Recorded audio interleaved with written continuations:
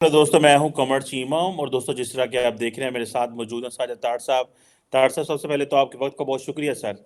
My pleasure, Chima sir. Thank you so much. Thank you. तार साहब, 2023 जो है आज ख़त्म हो रहा है बस थोड़े दिनों में। और सबसे पहले तो मैरी क्रिसमस हमारे तमाम पूरी दुनिया में हमारे देखने वालों को, हमारे दोस्तों को, हमारे जो क्रिश्चियन बहन भाई पूरी दुनिया में हैं। और तार साहब, 2023 जो है वो ख़त्म होने वाला है। पाकिस्तान के हवाले से भी बड़े सारे जो हैं वो हुए, बल्कि मैंने अगले दिन देखा कि फॉरेन पॉलिसी मैगज़ीन ने हमारे दोस्त ही हैं, उन्होंने रिव्यू किया कि चार बड़े इवेंट्स कौन से हैं। तो उन्होंने कहा साउथ एशिया के हवाले से जो सबसे बड़ा इवेंट यही है कि भारत चांद पे गया है। तार साहब, आप कैसे देखते हैं 2023 का जो अख्ताम है? How do you see this? आपकी इसमें क्या रीडिंग है? पाकिस्तान के लिए कोई अच्छे शगुन भी हैं 2024 के लिए? What is your take and read on that sir? Cheema साहब, तीन चीजों के बारे में बात करना चाहूंगा। एक तो 2023 के जो वाकयात हुए हैं उनको सम अप करूंगा, जो जो मुझे ज्यादा स्ट्राइक कर रहे हैं। एक और दूसरा, आगे न्यू ईयर आ रहा है। हर इंसान जो है उस पर कुछ अपना नया रेजोल्यूशन बनाता है और बनाना चाहिए, चाहे वो कर सके ना कर सके, लेकिन सम चेंजेस, उसके बारे में मैं कुछ अपनी रिकमेंडेशन दूंगा। जो मैंने कुछ चेंजेस की थी अपने पर्सनैलिटी में 2003 में, वो कितनी कामयाब रही हैं। फिर पाकिस्तान के हवाले से फोरकास्ट करते हैं। तो चीमा साहब, सबसे बड़ा जो वाकया मेरी नजर में हुआ था तुर्की का जल्जला था, जिसमें 40,000 लोग, 44,000 लोग जो थे वो मारे गए थे। और सीरिया में 15,000 लोग मारे गए थे। लेकिन उसका जो मुझे ज्यादा शाख था कि बिल्डिंगों की कंस्ट्रक्शन में करप्शन इन्वॉल्व थे, तो वो एक इंसानियत का अलमिया था। दूसरा, 2023 के अंदर एक नई चीज आई है, जो अमेरिकन एक सिंगर है टेलर स्विफ्ट, उसने अपने दौरे करने शुरू किए और जिस मुल्क में जाती थी उसकी इकॉनमी पे बहुत बड़ा इंपैक्ट होता था। वो एक बात है, एक नया, उसको कहता है स्विफ्टीज कल्चर, जो एक यंग थे, उनको यंगस्टर्स को बड़ा उसने अपील किया। ये एक बहुत बड़ी बात थी मेरे लिए। तीसरी बात, मैं समझता हूं कि इंडिया ने चाइना को पॉपुलेशन वाइज सरप्लस कर दिया। 1.42 उनकी पॉपुलेशन थी बिलियन, चाइना की इस वक्त 1.41 है। तो उसने अप्रैल 2023 में India became the largest country. और दूसरा, उसमें सबसे बड़ी बात यह है कि चाइना हमेशा अपनी पॉपुलेशन को बोझ समझता रहा है। उन्होंने वन चाइल्ड पॉलिसी वहां रखी, बाद में उन्होंने थोड़ी सी रिलैक्सेशन की। लेकिन इस वक्त जो है भारत की तरक्की का सीक्रेट उनकी मिडिल क्लास। और दूसरा, जो मोदी साहब ने उनको एक नेशनलिज्म दिया है, हिंदुत्व का आइडिया कि you have to get united. तो उन्होंने जो भारत में पहली दफा एक काम किया है कि हिंदुओं को यूनाइटेड कर दिया है। उनकी तरक्की का सीक्रेट है middle class, educated middle class Bharat की इज रूलिंग द वर्ल्ड। मैं इसमें कोई एग्जैजुरेट नहीं करूंगा, बल्कि कल शाम मैं किसी पार्टी में बैठा था, तो एक हैदराबाद का एक पब्लिक स्कूल है जहां से तीन बड़ी पर्सनैलिटियां दुनिया की, और पिछले दिनों उनकी वहां पे रियूनियन हुई और तीन बड़ी वो पर्सनैलिटियां वहां पे वापस गई हैं। हैदराबाद का एक हाई स्कूल जो कि निजाम हैदराबाद ने बनाया था। वो तीन पर्सनैलिटियां कौन थी? एक माइक्रोसॉफ्ट के सीईओ थे, एक गूगल के सीईओ थे, और दूसरा अजय बंगा वर्ल्ड बैंक के प्रेसिडेंट थे। तीन भारतीय हैदराबाद के एक हाई स्कूल से पढ़ के दुनिया को चला रहे हैं, दुनिया को चला रहे हैं। अगर मेरे मेरे जो लौंडे लपाड़े हैं, अगर नफरतों के दरवाजे थोड़े छोटे करें, अकल के दरवाजे जरा ज्यादा बड़े करें, तो सीखे उनसे कुछ कि वो दुनिया कैसे चला रहे हैं तालीम के साथ। जो आपकी नफरत है तालीम के साथ, आपकी नफरत है साइंस के साथ, ये आपको डिबो देगी। और ये मैं बताना चाहूंगा, खासकर आज थोड़ा सा, अगर मैं एग्जैजुरेट ना करूं चीजें, कुछ कहूंगा। सबसे पहले आपने साइंस को डिनाई किया जब जर्मनी में 16वीं सदी में प्रेस आई। तो तुर्की के जो मौलाना थे, उन्होंने कहा था कि प्रेस पहले हाथ से लिखा जाता था कुरान पाक। उन्होंने कहा कि ये प्रेस के ऊपर कुरान लिखा जाएगा, नाउज बिल्लाह, इसको हाथ नहीं लगाना, ये कुफ्र है, ये कुफ्र है। उसके बाद आपने इस तरह अपनी अकलों पे ताले लगाए हैं। मैं समझता हूं अब्बासियत पीरियड हारून रशीद का था, जब बगदाद को उसको कहा जाता था मदीनातुल हिकमत, मदीनातुल हुकमत। मैं उनके बारे में बड़ी रिसर्च आजकल करता रहता हूं। उनके ट्रांसलेशन का एक डिपार्टमेंट था, जो उसका हेड था, ही वाज क्रिश्चियन।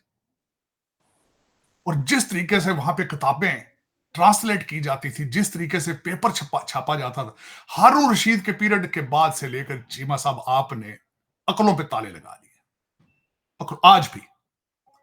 आज भी ऑक्सफोर्ड कैम्ब्रिज की तालीमें, उनकी किताबें अकॉर्डिंग टू अल्लामा इकबाल मर्द मोमन पे बेअसर है। आपके ये जो आते हैं सीएसएस अफसरान, जो जूनियर ब्रिटिश एजेंट हैं, यहां से कुछ भी नहीं लेके जाते। बंद अकल के ताले लेकर आते हैं, बंद अकल के ताले लेकर वापस चले जाते हैं। कहतुर रजाल है आज, ना सिर्फ पाकिस्तान में, in the entire Muslim world 1.9 billion मुसलमान हैं और जलीलो ख्वार हो रहे हैं, चाहे अपने मुल्कों में है चाहे बाहर है। खुदा का एक अजाब नाजल है, क्योंकि आपने तालीम से मुंह फेर लिया। आपने ये कस्में खा ली हैं कि हमने पढ़ना नहीं, तालीम तरक्की हमने तरक्की तालीम से नहीं करनी, हम जिहाद से तरक्की करेंगे। खुदा दा नाजे, शर्म करो यार, खुद शर्म करो। हुण ते जंगां ड्रोन नाल हो रहीआं जे, हुण ते कोविड अगले सटदे ने बना के, तुहाडे अद्धियां नस्लां तबाह हो जाणीआं तुहाडीआं। ਤੁਸੀਂ ਲੱਗੇ ਉਰਦੂ ਚ ਟਵੀਟਾਂ ਕਰਨ ਦੇ, ਖੇਡਾਂ ਕਰਨ ਲੱਗੇ ਹੋ। ਕੁਝ ਅਕਲ ਦੇ ਹੱਥ को अकल खोलो अपनी, इंग्लिश पढ़ो, कुछ साइंस मैथ के वाले पासे चलो। लेकिन चीमा साहब, उससे अगली खबर थी, मैं वो बताना चाहूंगा। बारबी और ओपनहाइमर एक मूवी बनी थी,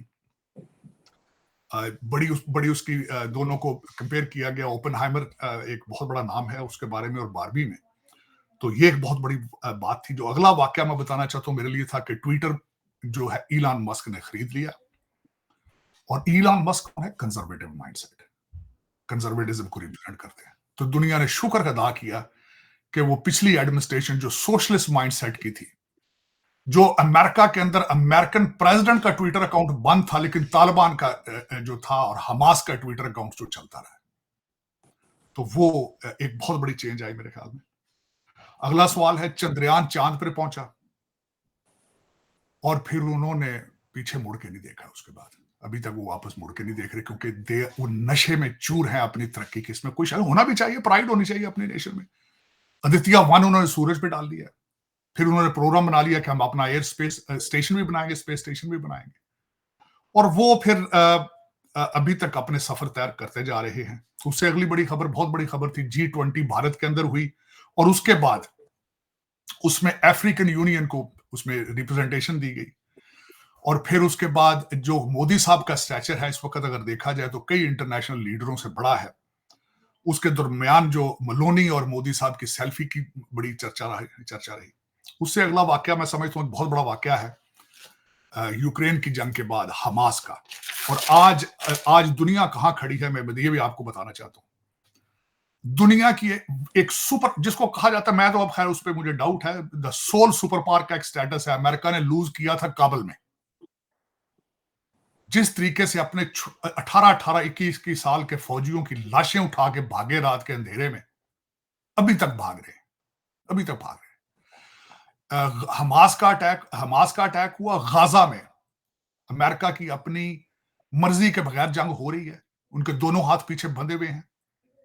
वो चाहते हैं इसको सपोर्ट ना करें, लेकिन उनका सर जो है वो इजराइल ने घुटनों में दिया हुआ है, और वो 100 लित्र मार के फिर एक शुरू कर लेते हैं। इस वक्त हालत इनकी है, बेचारगी की हालत ये है। बेचारगी की हालत देखें, रेड सी में होती एक एम्बैरेसिंग सिचुएशन होती, जिनके पास कुछ भी नहीं, खोतियां तो फिर रहे हैं, अमेरिकन छुपते फिर रहे हैं, नस रहे हैं, अमेरिकन छुपते फिर रहे हैं। यहां पे मुसलसल वाशिंगटन डीसी में सवाल हो रहा है, why America is not reacting. तो जवाब किया जाता है, हम इसके रिटेलिएट इसलिए नहीं कर रहे कि ईरान ओपनली जंग शुरू कर देगा। हम इस जंग को एक्सपैंड नहीं करना चाहते। तो बंद करके घर आ जाओ, अपना बैठो, नशे करो, वीड तक लीगल कर दी है, दूजे नशे भी सारे करो, वर्क फ्रॉम होम करो, तो बह जाओ चुप करके। अगे भी तो इंडियन चला रहे हैं इस वे, बह जाओ। This is what the status है। अगली कुछ खबरें बताना चाहूंगा कि वो जो मेरे लिए न्यूज थी, जमीन के ऊपर चीमा साहब इस जो 12 महीने थे 2023 के हार्टेस्ट कंसिडर हुए। क्लाइमेट सेंट्रल एक नॉन प्रॉफिट ऑर्गेनाइजेशन, उन्होंने बताया है कि 1.3 डिग्री हार्टर थे।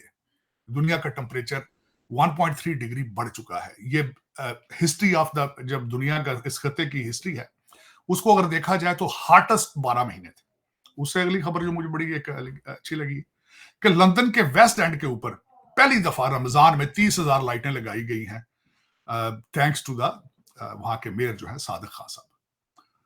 फिर एक और बड़ी इंटरेस्टिंग खबर है जिसके ऊपर अमेरिका इस वक्त बड़ी रिसर्च कर रहा है। अमेरिका का फ्यूचर भी इस चीज के साथ बिलोंग करता है। जापान के अंदर 2 मेल चूहों से उन्होंने एक बच्चा चूहा पैदा कर लिया। इस वक्त अमेरिका की बिल्कुल ट्राई है कि how to make a man pregnant. ये सबसे बड़ा इस वक्त जो है, इस पर चांद पे जाना या स्पेस में उनकी नहीं है। This is what the major interest is in America, how to get man pregnant और how to have a gay और lesbian president of the country. ये सबसे बड़ी प्रायोरिटीज इस वक्त ये चल रही है। उसके बाद ये है कि चाइनीज करेंसी ने पहली दफा ओवरटेक किया अमेरिकन डॉलर को चाइनीज अपने इंटरनेशनल पेमेंट सिस्टम के अंदर। उसके बाद पहली दफा ये हुआ है कि टाइटैनिक शिप की 3D जो उसको स्कैन किया गया है और जो पहले इंफॉर्मेशन नहीं थी उससे ज्यादा they have taken it to the next level. ये था सबसे बड़ा। उसके बाद मैं ये समझ जो अगली उससे खबर मैं चाहूंगा कि वो मेरे लिए जो सबसे ज्यादा थी कि first time methane fuelled rocket जो है उसको स्पेस में भेजा गया पहली दफा। और उससे बड़ी एक और खबर है जो रैकेट है ये भी बना है कि इस वक्त जापान की 10% population is above 80 years old. So the human life expectancy is increasing. Chandrayaan के बाद दूसरी खबर ये थी कि वर्जिन गैलेक्टिक जो कंपनी वर्जिन अटलांटिक वालों की है, जॉनसन उनकी जो ब्रिटिश कंपनी है, उन्होंने अपना पहला टूरिस्ट स्पेसशिप भेजा है जिसका टिकट $4.5 लाख था। ये 2023 की ये जो मैं कुछ सिग्निफिकेंट चीजें बताई हैं। पाकिस्तान की इसमें मैंने कोई चीज ऐसी नहीं बताई क्योंकि पाकिस्तान में कोई भी नई चीज नहीं हुई, वही हो रहा है जो 76 साल से हो रहा है। लुट प्लान चल रहा है और उसको रोकने वाला कोई नहीं है। पाकिस्तान की सबसे बड़ी खबर यह है, अगर हो सकता है, कि पीटीआई के ऊपर क्रैकडाउन है बड़ा सख्त तरीके से। पकड़ के चिल्ला कटा के उसको बंदे को लाया जाता है, पहला इंटरव्यू पसंद ना आए फिर दूसरा दिलवाया जाता है। और लेकिन दूसरी साइड पे टीटीपी वाली साइड पे हमने दुकान बंद कर दी है। वो अंदर घुस के बम भी मार रहे हैं, सारा कुछ, एंड वी डोंट केयर। वो हमने आके उन टीटीपी की शिकायतें हम अमेरिकनों से करते हैं, आप उनको रोकें जाके। हमारे लिए पीटीआई बहुत है, हम पीटीआई को रोकेंगे, आप टीटीपी को रोकें। ये प्रोग्राम है पाकिस्तान का। अब जो मैं अगली कुछ चंद बातें आपको चीमा सब बताना चाहता हूं, बच्चों से खासकर मेरा इंटरेस्ट इस वक्त अमेरिका के अंदर भी सेकंड जनरेशन से है। और मैं देखने वालों को जो अपने जो मेरे 2022 के रेजोल्यूशन थे, मैं उनके ऊपर थोड़ा सा बोलना चाहूंगा और कहूंगा कि आप कोशिश करें ये रेजोल्यूशन अपने आप भी कोशिश करें। सुबह शुरू करने से पहले जब आप अपने बिस्तर से निकलें तो कोशिश करें अपना बिस्तर बनाएं, अपना बिस्तर ठीक करें। उसके ह्यूज साइकोलॉजिकल इंपैक्ट है उसका, ह्यूज। उसके बाद सबसे बड़ी बात यह है कि मैं आपसे रिक्वेस्ट करूंगा कि सुबह उठ के घर से निकलने के बाद कोशिश करें सुबह 5 बजे उठने की, 5 बजे उठने की। दुनिया के ऊपर, और बल्कि इससे भी पहले उठने की कोशिश करें। जितने कामयाब लोग हैं इस वक्त वो 4 बजे सुबह उठते हैं। हर मजहब के मुताबिक सुबह 4 बजे इसको कहा जाता है गॉड्स टाइम। आप दूसरी दुनिया के उठने से पहले 2-4 घंटे जो गेन कर जाएंगे, आप दूसरी दुनिया से हमेशा 2-4 घंटे आगे रहेंगे आप। एक तो ये कहूंगा। उसके बाद कोशिश करें कि 10,000 स्टेप डेली बेस पे चलें और उनको काउंट करें आप अपने, और हर फोन के अंदर सलाहियत ये मौजूद है आपके स्टेप गिनने की। उससे आगे चलते हैं कि दोपहर 12 बजे तक, मैं अमेरिका में रहता हूं, मैं हर इंसान को जो सामने आता है उसको गुड मॉर्निंग कहता हूं। मैं आपको, आपके देखने वालों को कहूंगा सलाम करें एक दूसरे को, प्रणाम कहें, नमस्कार कहें। Tremendous power you will gain in return out of it. बिल्कुल माइंड ना करें, कोई नहीं जवाब देता तो कोई नहीं, 100 में से 5 जवाब नहीं देंगे, क्या फर्क पड़ता है। सबसे उसके बाद जो अगली बात आपको बताना चाहूंगा कि कोशिश करें कि रोजाना डेली बेस पे 30 मिनट आप नेचर में गुजारें। आप कोशिश करें 30 मिनट सेल फोन से जान छुड़ाएं।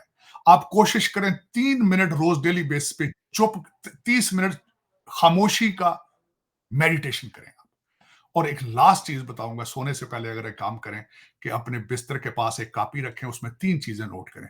उस दिन में जो अच्छा काम हुआ है वो कैसा था, जो बुरा काम हुआ है उसको नोट करें, और जो कल टू डू लिस्ट है उसको नोट करें। ये कुछ आइटम आप करके देखेंगे, it will have a ट्रेमेंडस impact on your life. ये मैंने अपने 2022 में आई experimented it and I really enjoyed it. These days I'm spending 1 day a week in the nature. मैंने हाइकिंग शुरू की है and it has a huge impact balancing my stress, enjoying the nature. मैं कल एक मेरे खबर पढ़ रहा था, listening to the bird songs reduces your stress. तो ये मैं आपसे ये कहूंगा कि, और इस पे this is nothing, these are not expensive habits.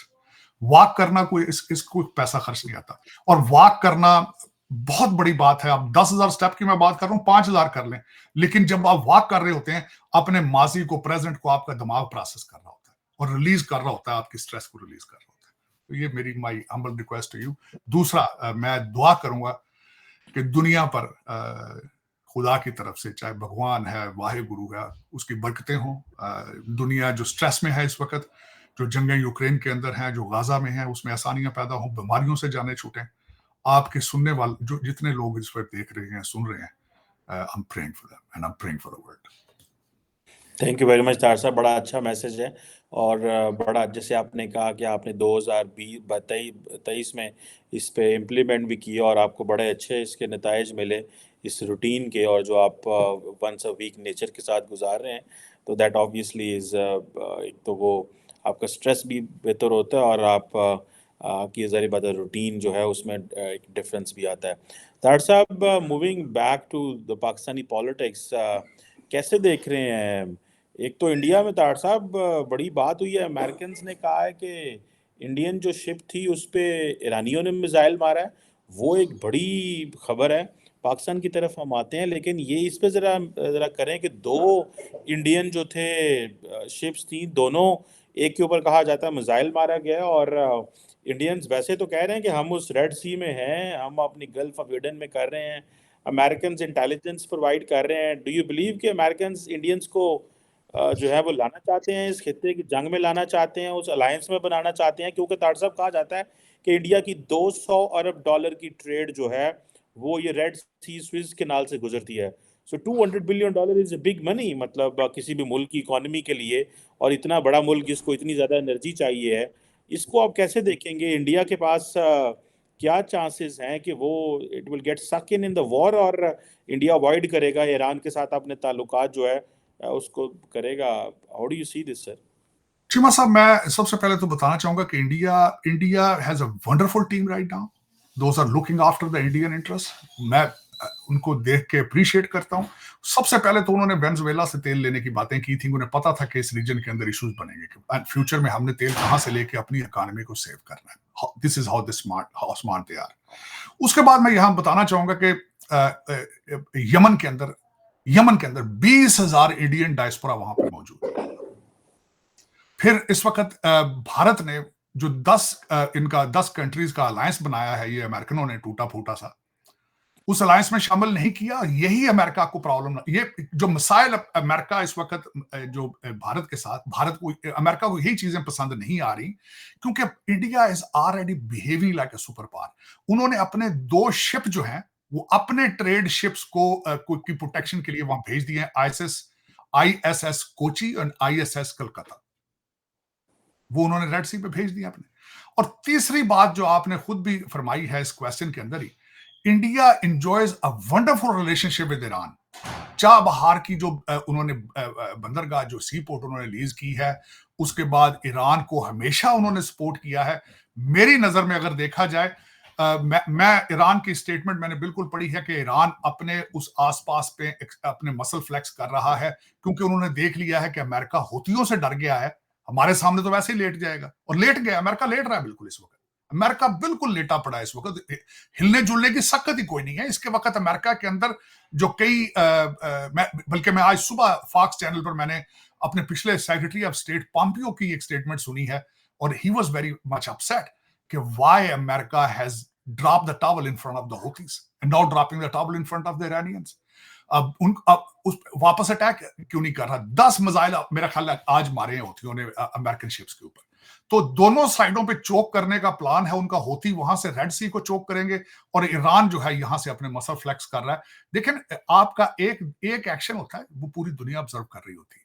सबसे पहले जो करंट एडमिनिस्ट्रेशन को स्टडी कर लिया है पुतिन ने, उन्हें पता है कि ये बच्चे जंग वाले नहीं है, ये वीड पीने वाले, ये वीड वाले बच्चे हैं, ये नशे वाले बच्चे हैं, ये लड़ने वाले नहीं। ओबामा गवर्नमेंट चला रहे हैं। ओबामा को बड़ी देर से पुतिन ने स्टडी कर लिया था, प्रेसिडेंट शी ने भी स्टडी कर लिया था, ईरान ने भी स्टडी कर लिया था।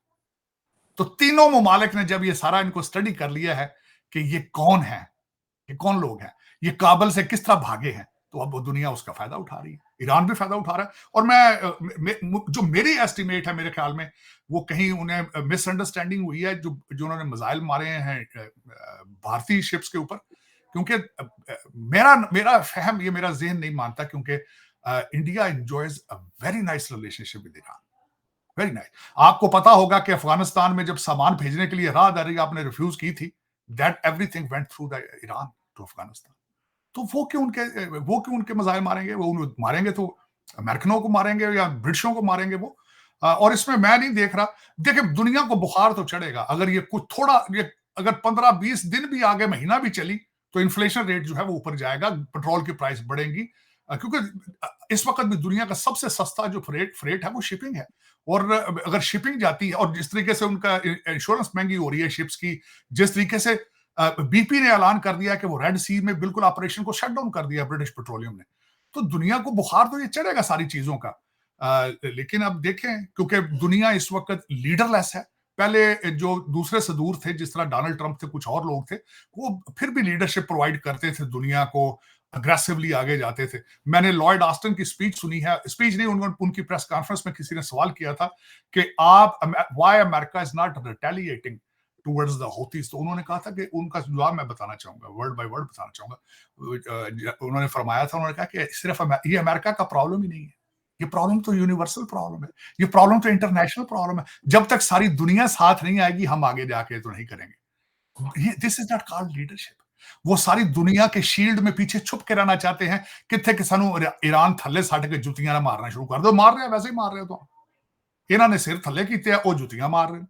पहले वो पठान साइकिल वाले मारते रहे ने, वो मोटरसाइकिल वाले, हूं ईरानियां ने थल्ले सट लिया। होती मेरा मैं होतियां का भी कोई सिर पैर है मेरा, मैं सोचा जाए तो एक सुपर पावर के गल पैना। और मजे की बात बताता हूँ शीमा साहब, मजे की, आपके सुनने वाले एंजॉय करेंगे। जो शिप होती लेकर गए हैं, उसका उन्होंने म्यूजियम बना दिया, टिकट लगा पड़ा उस पर। वहां लोग, यमन के और आसपास के लोग जो हैं मुल्कों के, आकर मेरे ख्याल $20-20 दे के रोज अंदर शिप को विजिट करते हैं, वो जो लेकर गए छीन के। ये सूरत हाल। This is how the super powers go down. This is how exactly, जब कमजोर लीडर आते हैं, ओबामा जैसे, तो दुनिया फिर आपका सर घुटनों पे दे के 100 जूते मार के एक से शुरू करती है। फिर ये हो रहा है इस डॉक्टर वक्त साहब, हमारे। क्या हाल है? अमेरिका के पास हर जगह बम्बार्डमेंट थोड़ी कर सकता है। नहीं, हम देखिए, बम्बार्डमेंट नहीं, डिप्लोमेसी। सबसे बड़ी बात, डिप्लोमेसी लेकिन कुछ चीज होती डिप्लोमेसी तो वो, है। देखिए डॉक्टर साहब, इसमें मेरा सवाल कंप्लीट हो जाए। आपने डिप्लोमेसी की बात की, वहां पे यूएन में जब गजा के ऊपर डिप्लोमेसी को अमेरिका ने खुद नाकाम कर दिया है। जब सारी दुनिया कह रही है कि तुम वहां सीजफायर कराओ और वो डिप्लोमेसी को नाकाम कर रहे हैं, तो हाउ कम ये जो भी 10 मेंबर्स अलायंस बना है, तो उसमें क्यों सारे बाहर निकल गए? उसने कहा भाई तुम जानो, क्योंकि तुम, हम तो पहले ही ऐसी लड़ लड़ के होती हैं, थक गए हैं, हम क्यों तुम्हारे लिए लड़े? और तुम जब यूएन में नहीं कुछ करते तो फिर आपने भुगतो। तो फिर डिप्लोमेसी तो कुछ भी नहीं है तार साहब। मैं थोड़ा सा बताना चाहता हूँ चीमा साहब। मैं कुछ अरसा, मैंने पहली दफा जिंदगी में एक प्रेसिडेंट के आसपास मैंने काफी अरसा गुजारा है। उस वक्त डोनाल्ड ट्रंप साहब की एक बात होती थी कि वो प्रेडिक्टेबल नहीं थे, प्रेडिक्टेबल नहीं थे। वो चाइनीज प्रीमियर के साथ डिनर पर बैठे थे फ्लोरिडा, तो उन्होंने उठ के कहा था, एक्सक्यूज लेकर जाके उन्होंने टमाहाक मिसाइल वापस आके कहा था, now serve the dessert. Chinese के धुएं निकल गए थे कि कितने स्ट्रॉन्ग नर्व्स का बंदा है चीमा साहब। ये लौंडे लपाड़ों के ये बस की बात नहीं है। When you become so predictable, जब आपको हर फील्ड पे प्यूटन, केजीबी के प्यूटन ट्रेन, जब आपको ट्रेन सीख समझ जाए, when you are exposed to the world, when you become predictable. Sir मुझे, मैं सवाल एक आपसे पूछता हूं, डोनाल्ड ट्रंप ने जो चाइना की हालत की थी टैरिफ के साथ, कोई और कर सकता था? आंखें नहीं डाली थी उसने। यहां से मैं एक छोटी सी मिसाल बताता हूं। यहां से कुछ कंपनियों ने कहा था कि हम मैक्सिको के अंदर प्लांट लगाने लगे हैं, हम जाने लगे हैं यहां से। डोनाल्ड ट्रंप ने कहा था ठीक है जाओ तुम, मैं इस तरह रोक तो नहीं तुम्हें सकता, जाओ मैक्सिको में लगाओ प्लांट, लेकिन तुम्हारी प्रोडक्ट वापस अगर जब अमेरिका आएंगी, इतना टैरिफ इसके ऊपर लगेगा, आई मेक श्योर कि your products don't come back to the US. अगर तुमने जाना जाओ, ठीक है। चीमा साहब, इस तरह नहीं होता। जिस तरह इस वक्त अमेरिका चल रहा है ना, इस तरह मुल्क नहीं चलते। डिफेंडिंग पुलिस करा दी, 2.5 लाख बंदा बॉर्डर क्रॉस कर रहा है इस वक्त, उनमें से आधे टेररिस्ट है। उनसे पूछा जाए वो कहां से आ रहे हैं, आधे आधे टेररिस्ट उनमें लोग ऐसे आ रहे हैं जो अमेरिका में नहीं आना चाहिए, जिनको 2.5 लाख बंदा पर महीने का आ रहा है। आप कह रहे हैं कि वहां पे ये बिहेव करें? वहां किस तरह बिहेव करेंगे जब मुल्क ही नहीं चल रहा यहां पे? आप मैं छोटी सी $49 बिलियन की चोरी हो रही है स्टोरों पे, नहीं रोक पा रहे। पुलिस में भर्ती होकर राजी कोई नहीं है। हर थाने के अंदर 50-50 इस वक्त वैकेंसीज पुलिस की खाली। और मैं आपसे ये पूछना चाहता हूं, ठीक है, रेड सी की बात तो बाद में करेंगे, प्रेसिडेंट की पोती को जाल टाउन में अंदर एफबीआई की गाड़ी उन्होंने छीन लिया गन पॉइंट, और ये हंस रहे हैं। जब गाड़ी चोरी करने को कहा जाता था कार जैकिंग, ये कहते हैं जॉय राइडिंग। कहते बच्चे, मैं बताता हूँ एक्सक्यूज क्या है। फिलाडेल्फिया, यहां से मैं यहां बैठा हूं, यहां से 50 मील आगे, वहां पे कार जैकिंग इज बहुत कॉमन चीज है, बहुत कॉमन चीज है। दिन में 30-30 गाड़ियां वो छीन के ले जाते हैं बंदूक दिखा के। उसके बारे में आपके ये बाइडन और ओबामा क्या कहते हैं? कहते हैं बच्चे कोविड की वजह से बोर हैं, ये सिर्फ जॉय, आपसे गाड़ी लेकर ना जॉय राइडिंग करना चाहते हैं, तो इसमें रेजिस्ट ना किया करें। चीमा साहब और अगली बात सुन ले, ये कोलोराडो और 14 स्टेटें इस वक्त जो डेमोक्रेट अपॉइंटेड है और सारे डेमोक्रेटिक लीनिंग स्टेट्स हैं, अनइलेक्टेड जो उनकी रूलिंग एलीट है, उसका काम है कि बैलेट के बारे में डिसाइड करे कि कौन बैलेट पे होगा। तो फिर प्रेसिडेंट भी यही पिक कर लें फिर, अगर करना है तो। मुझे ये बताएं कि इस वक्त पूरी एडमिनिस्ट्रेशन, डिपार्टमेंट ऑफ जस्टिस और एफबीआई, उनका क्या काम है कि इस वक्त डोनाल्ड ट्रंप को बैलेट पे जाने से रोकने का? How? This is what the democracy is, this is what the super power is, this is civilisation is about. किस तरीके से 3 साल कुछ नहीं हुआ, इंसरेक्शन नहीं हुई, 14th अमेंडमेंट की वॉलेशन 3 साल नहीं हुई। जो ही बंदा कैंडिडेसी अपने डिक्लेयर करता है, जो ही पोल उसके ऊपर जाते हैं, सारी मशीनरी उसको पड़ जाती है। तो ये उधर होतियों का क्या करेंगे जब घर में खोती बन गए ये चीमा साहब नहीं। लेकिन ये देखें, मेरी जो पिछली जिंदगी के मेरी अपना स्टडी है, मेरे ख्याल में सुपर पावर के 250 साल होते हैं, वो इनके टाइम पूरा हो चुका है। जिस तरीके से ब्रिटिश, ये भी ब्रिटिशों के बच्चे हैं, सारे आयरिश हैं और सारे इन्होंने बड़ा रूज देखा अपना। ब्रिटिश का तो सूरज गुरूब नहीं होता था, फिर अमेरिकनों का सूरज गुरूब नहीं होता था। बिल्कुल हाँ, आप अपना कंपेयर करते हैं, आप तो बड़े थोड़े से पैसों में बिक जाते हैं। आपका इस वक्त मैं बता देता हूं आपकी कमजोरियां क्या है। आपको आईएमएफ के एक पैसे नहीं चाहिए होते, उनका लेटर भी चाहिए होता है, क्योंकि अरबों ने शर्तें रख दी हैं। आईएमएफ का गुड स्टैंडिंग का लेटर नहीं होगा तो ना सऊदी पैसे देंगे, तो ना यूएई वाले देंगे, आपकी तो दुकान बंद हो जाएगी। आपने वो चाइना वाले नाराज हैं तो आप इनके दरवाजे पर पड़े हैं। 26 बिलियन उनका आपने खा के पिज्जे खरीद लिए हैं, कोई पूछने वाला है ना बताने वाला है। कल को कोई और मुल्क आपको पैसे दे, आपने छोड़ के आपने उधर चले जाना है। मैं तो कहता हूं कई दफा इंडिया वालों को, यार तुम्हें को पैसे दे दो, तुम्हारे पास इतने पड़े हैं यार, हमारे अपने सारे तुम्हारे डिफरेंसेस खत्म हो जाएंगे। बात तो डॉलर की है, हम तो भी डॉलर के यार हैं, और डॉलर दो तो तुम्हारे पीछे चले जाएंगे। वो कहते हैं खा नहीं रहा इधर, आप उधर किधर जाता है, नोट विखा मेरा मूड बने, नोट सानू कोई विखाए तो साडा मूड बन जाता उस टाइम। हम जो सात समुद्र, चीमा साहब, हम जो 7 समुद्र क्रॉस करके वॉशिंगटन डीसी आते हैं डॉलर लेने, अगर पड़ोस से मिल जाए तो देखे ना बड़ा फायदा हो जाएगा। वो तो चाइना भी है हमारे पास, वो तो सल्तनत बकौल नहीं के साहब, आपने हमने कौन उनके सा भी कम खत्म किया? कर दिए जी। आपने कौन सा उनके साथ कम किया? 26 बिलियन डॉलर खा के 26 बिलियन पिज्जे लेके आपने डकार भी नहीं मारा है। वो कहते हैं खा के डकार मारना, तो डकार भी नहीं मारे यार। वो चीखते नहीं, फिरते, कभी वो एम्बेसी बंद करते हैं।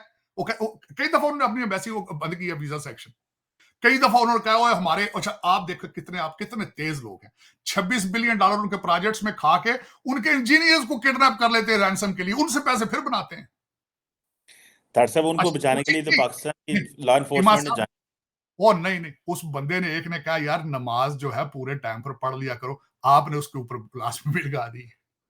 उसने कहा यार सारा दिन तुम 5 वक्त जाते हो, 2-2 घंटे की ब्रेक करते हो नमाज के बहाने। उस बंदे ने, इंजीनियर ने कहा यार नमाज जरा जल्दी पढ़ के आ जाओ, अगर तुसी ਉਹਨੂੰ ਸੁਲੀ ਦੇ ਟੰਗਣ ਲੱਗੇ ਸੋ ਤੇ ਮੌਲਵੀ ਉਹਦੇ ਮਗਰ ਪੈ ਗਏ। ਤਰੱਕੀ आप किस तरह तरक्की करेंगे? आप किस तरह? ਤੁਸੀਂ 76 ਸਾਲ ਤੁਹਾਡੀ ਆਵਾਮ ਨੇ ਥੁੱਕ 'ਚ ਪਕੌੜੇ ਤਲੇ ਨੇ, ਲੁੱਟਣ ਵਾਲੇ ਤਾਂ ਲੁੱਟ ਰਹੇ ਨੇ, लेकिन कितना चिर चलेगा ये?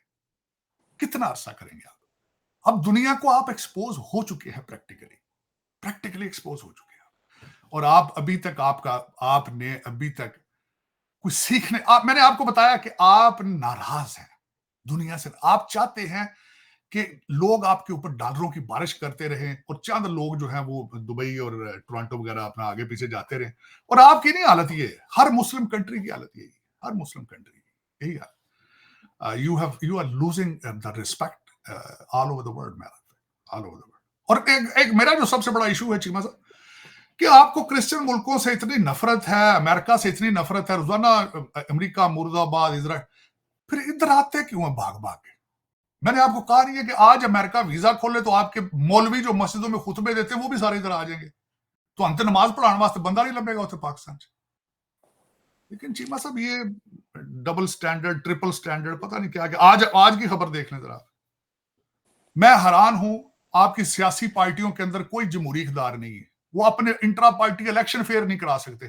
तो सुप्रीम कोर्ट के जज पागल होए ने, सियासत से सारे इन्वॉल्व। पिछले 10 सालों से मैं आपसे क्वेश्चन करना चाहता हूं, पिछले 10 सालों से आपकी हायर कोर्ट सारी की सारी सियासत कर रही है, कोई दूसरा केस नहीं सुन रहे हो, क्या वजह है? सियासी पार्टियों के अंदर सियासी नहीं रवैये, अदालतों के अंदर जुडिशल रवैये को नहीं, वो सियासतदान बने, अपना काम कोई भी नहीं कर रहा है।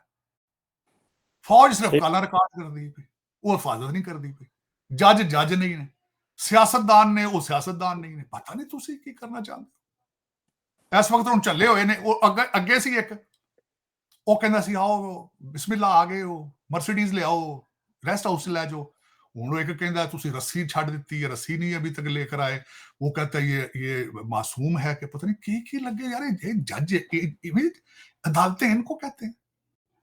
ये क्या है ड्रामा चीमा साहब? कोई यूनिक किस्म का आपका जुडिशियल सिस्टम है। आप ब्रिटिश ट्रेंड है, मैं ये मानता हूं। आप यू आर स्टिल कॉलोनी है, ब्रिटिश कॉलोनी। आपको कानून जो पढ़ाया जाता है अदालतों में, जो कुछ होता है वो सब ब्रिटिश है 18वीं सदी का। आप तो कुछ दो फिक्र नहीं लिख सकते आप। मैंने खुद वो लॉ स्कूलों से पढ़ के आऊं, 18वीं सदी के कानून ब्रिटिशों के बनाए पढ़ रहे हैं। फिर आपके जितने जज हैं वो इंग्लैंड जाते हैं पढ़ने के लिए, एलएलएम करने, बार करने के लिए, या इधर आते हैं। अब मैं इनके देख ले पोर्टफोलियो, सारे ज़हनी तौर पे कानूनी का हिस्सा लगे होते अगे, वो जो फैसले लिखण लगे ने। मैं तो हैरान, एक फैसला किसी ने लिखा बड़ा वायरल हुआ है पाकिस्तान में इस वक्त। लेकिन सियासत, फौजी पहले बाजवा साहब थे, उनको भी सियासत का शौक था। मैं तो उनको भी मशवरा दे चुका था कि रिजाइन करके आप एमएनए का इलेक्शन लड़ लें। इस वक्त कई जज भी हैं जो क्वालिफाई करते हैं एज ए पॉलिटिशियन, वो जज नहीं है वो। पता नहीं फिर ये आपका क्या मुस्तकबिल है चीमा साहब। लेकिन जो आपका रवैया इस वक्त जो चल रहा है ना आपका जीवा साहब, हालात आपके जो चल रहे हैं, इसमें आम पाकिस्तानी के लिए, पाकिस्तान के लिए कोई रिलीफ नहीं, पीरियड। बड़ी खूबसूरत बात की है तार साहब, ये सिर्फ एलीट की लड़ाई है, और वो भले जुडिशरी में हो, एस्टैब्लिशमेंट में हो, सियासतदानों में हो, मीडिया भी हो, हर कोई चीमा जो है साहब वो। सॉरी, आखिरी बात ऐड करें, आखिरी बात। चल, आज नून लीग इस वक्त जिनका टिकट बहुत हार्ड है, क्योंकि हर बंदे को पता है कि उन्होंने जीतना है, ठीक हो गया। आज उन्होंने खवातीन की मखसूस सीटों की लिस्टें निकाली। मैंने वो लिस्ट देखी, उसमें कोई खातून ऐसी नहीं जो किसी सियासतदान नून लीग वाले की रिश्तेदार नहीं। इसको आप सियासत कहते हैं? इसको जमहूरियत कहते हैं? उसमें 2 सीटें मैं हैरान हूं। और मरियम औरंगजेब का भी नाम है, उसकी मां जो नर्स है उनकी चॉइस मियां साहब की, उसका भी नाम है उसमें। एक ही फैमिली की 2 खातून, और बाहर दुनिया मर गई यार। खुदा दा ना लो यार, हमारे ਉਹ ਯਾਰ ਜਿਹੜਾ ਬੰਦਾ ਮੁੱਠੀਆਂ ਚੰਗਾ ਭਰਦਾ ਹੋਵੇ ਉਹਨੂੰ ਤੁਸੀਂ ਵਜ਼ੀਰ ਬਣਾ ਦਿੰਦੇ ਹੋ ਯਾਰ। ਇਹ ਬੰਦੇ ਦੀ ਕੁਆਲੀਫਿਕੇਸ਼ਨ है। और पहले सी ਉਹਦਾ एक बंदा ਇੱਥੇ ਉਹਦਾ लंदन में उसका देसी रेस्टोरेंट था, वो ताजियां रोटियां पहुंचाता था आसफ अली जरदारी को, उसने पूरे पाकिस्तान की चाबियां पकड़ा दी थी उसको। आज वो एक खातून मुठियां चंगियां भर दी, तुसी यार कुछ है खुदा दा ना यार, कुछ आए फिर तुसी कहंदे मुस्तकबिल प्रेडिक्ट करिए पाकिस्तान का। तार साहब इंशाल्लाह उम्मीद है इस इलेक्शन के बाद बेहतरी आएगी, चीजें जो है वो बेहतर होंगी। इलेक्शन तो कंट्रोवर्शियल ही है साहब, आपके मुंह में घी शक्कर, अल्लाह ताला बेहतर फरमाए। बिल्कुल, इलेक्शन तो कंट्रोवर्शियल ही लग रहा है, लेकिन देखिए क्या होता है। इंशाल्लाह उम्मीद है अल्लाह के घर से। तार साहब आपको पता है हमें अल्लाह के घर से उम्मीद है, सानू इन्हां तो कोई उम्मीद नहीं है। थैंक यू वेरी मच सारे तार साहब sir, it's always pleasure talking to you. वक्त का बहुत शुक्रिया सर, थैंक यू।